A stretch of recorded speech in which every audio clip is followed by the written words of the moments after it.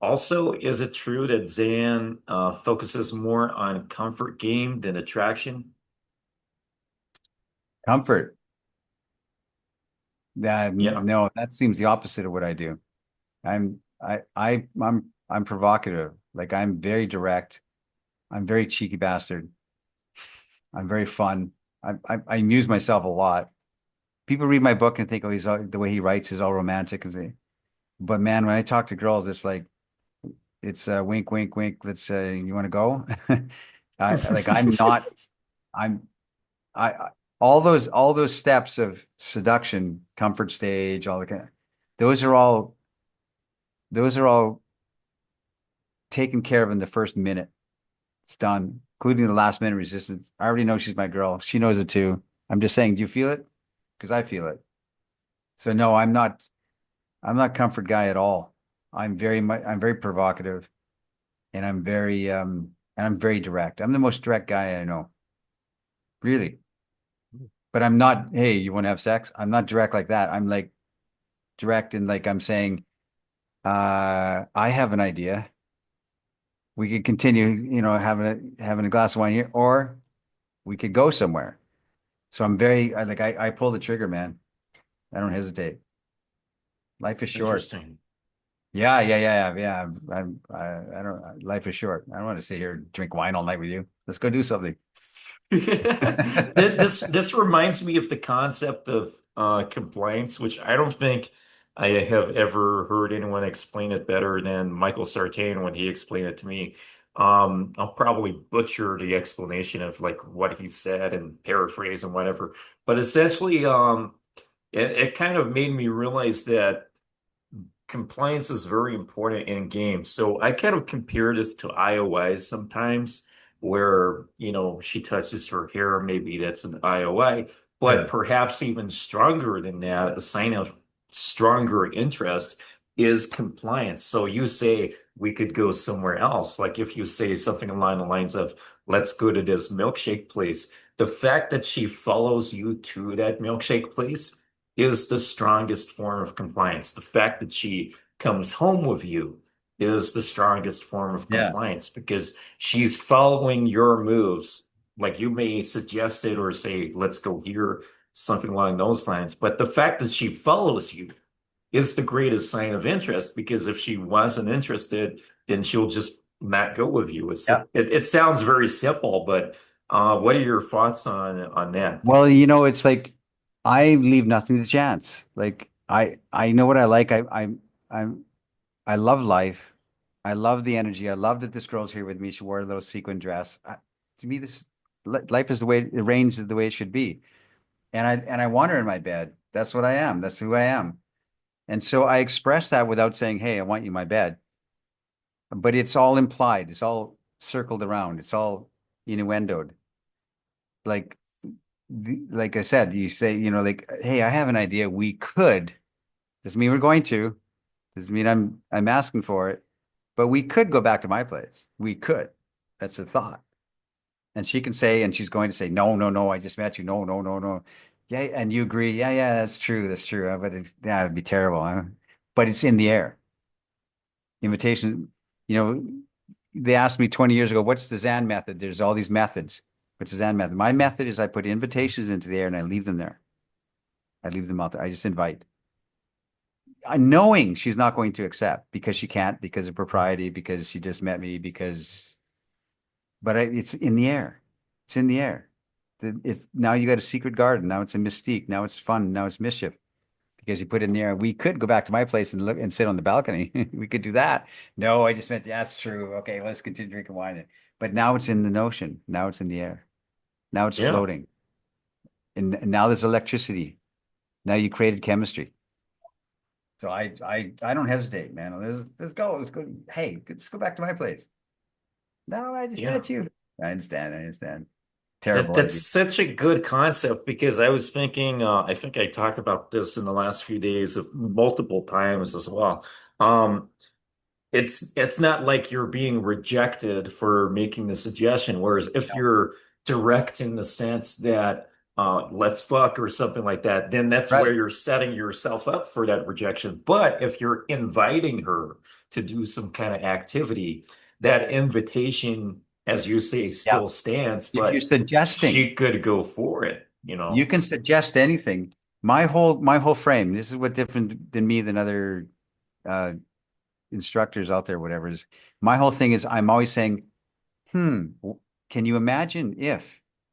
So I don't say to a woman in a bar, hey, you know what, you'd be a good lover for me. I would say, imagine if you were my lover, what would we do? That's cool, right? If you were my wow, if you imagine if you came home with me tonight, you would let me do anything I want to, wouldn't you? What? I just met you. I don't even know you.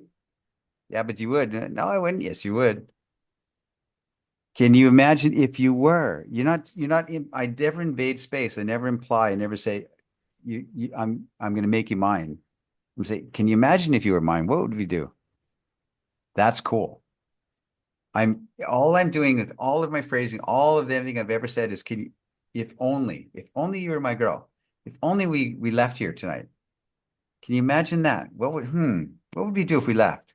That's cool because you don't have to actually act on it because you've already accomplished the essence of it. It's in her mind. There's mischief in the air. She's like, she's now up here thinking, what if I did? It's incredible. And I learned this from observing women. Men don't know this.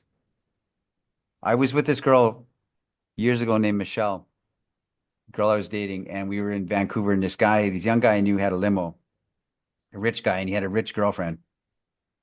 And and there's a bunch of us couples, and he was with his girlfriend in the back of the limo, and we're going to a bar in Vancouver. And the limo pulls up in front of the bar, and there's a line of people on the sidewalk trying to get past the red rope. But he knew people, whatever. So the limo pulls up, the doors open, and we're past the people into the VIP area, right?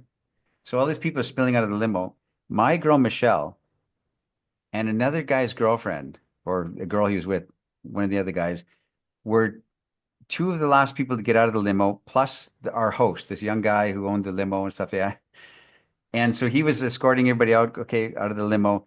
And these two girls were the last ones out, and they came out, and I'm on the sidewalk, and here comes Michelle and this other girl, and they spilled out onto the street, and we all went to the club. And he comes smiling, the last guy out of the limo, smiling away, and we all went in.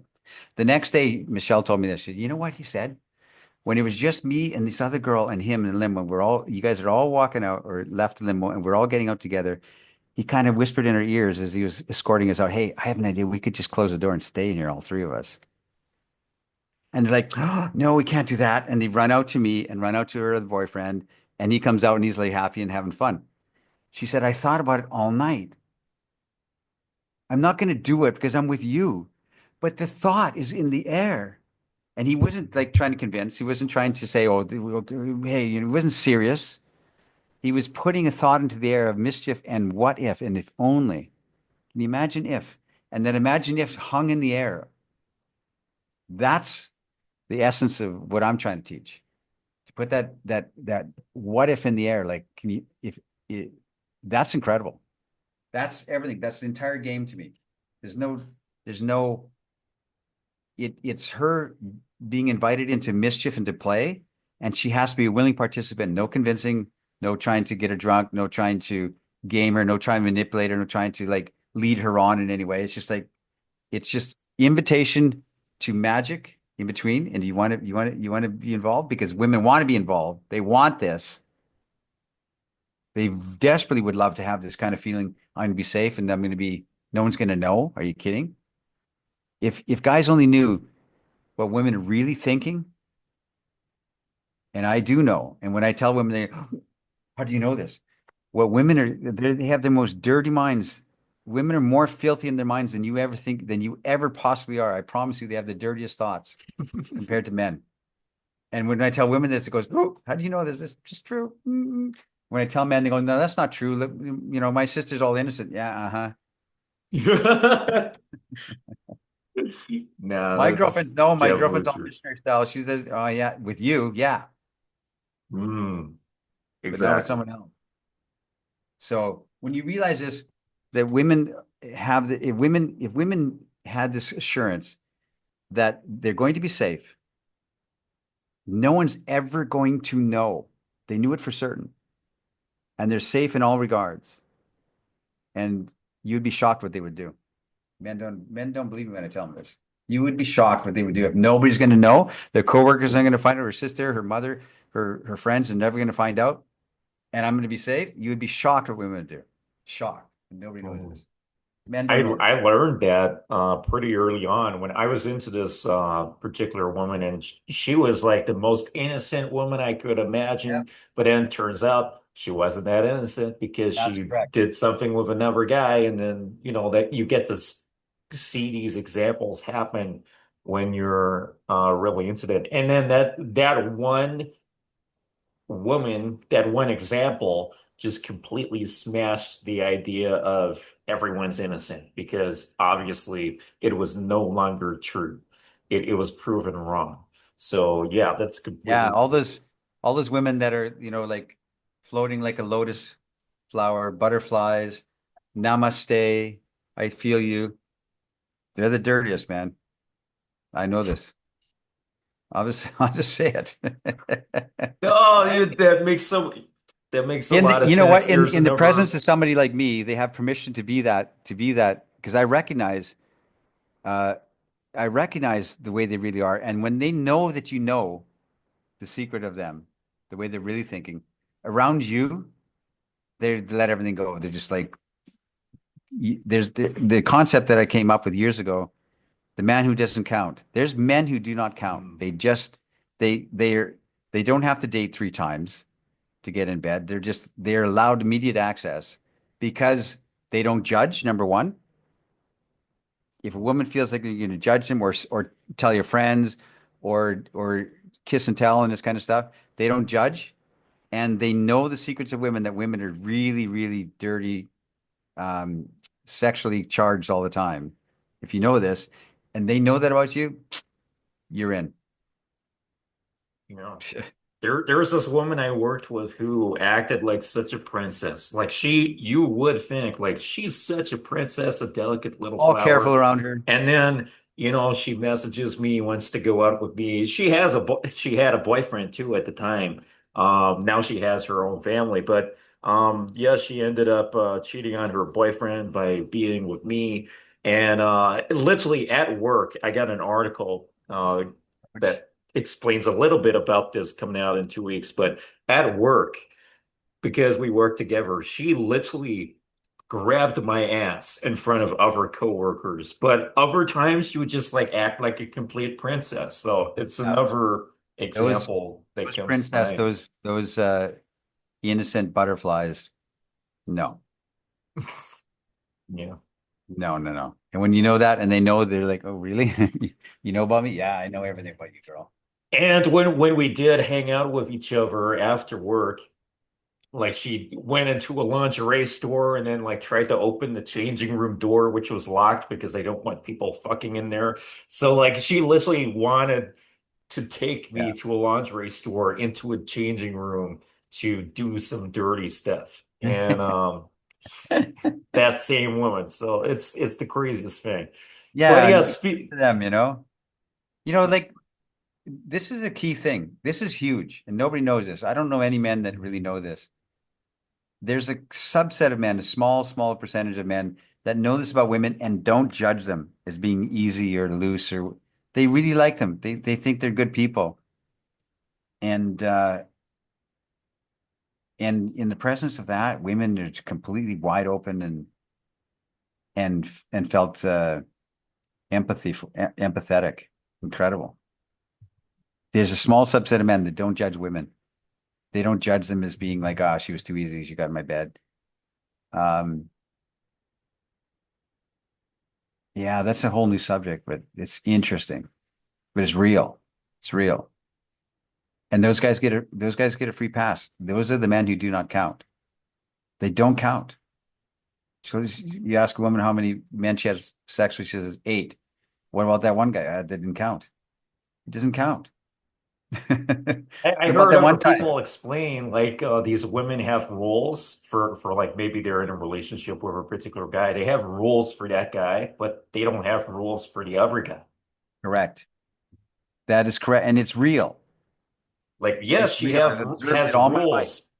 Yes, she has rules, but those rules apply to you, not to the other guy. That's correct. She'll missionary style with you, but not the other guys. Because of and I know this innate because I've seen it all my life in my observation of women that they most guys have to go through the proper channels and the fences and date three times and prove your worth and show me,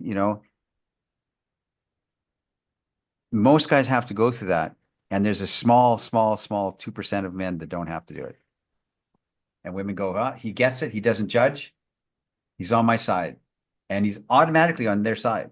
And he's already automatically in their bed. Like it's done. There's no game. There's no convincing. There's no dating.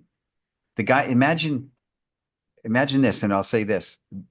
There's a small swath of men, say 2% or whatever, that don't date, and they have women. They don't date. Their date is like me, coming to the experience of me, coming to my space, coming to my apartment. They date women they're having sex with. They don't date three times. They don't go on a date to see if we're compatible, to see if we like each other. I already know I like you and you're my type, and you can feel it too, girl. And let's go. Come with me. There's a small subset of men that don't date. They don't go on dates. It's weird, huh? But it's real. Yeah.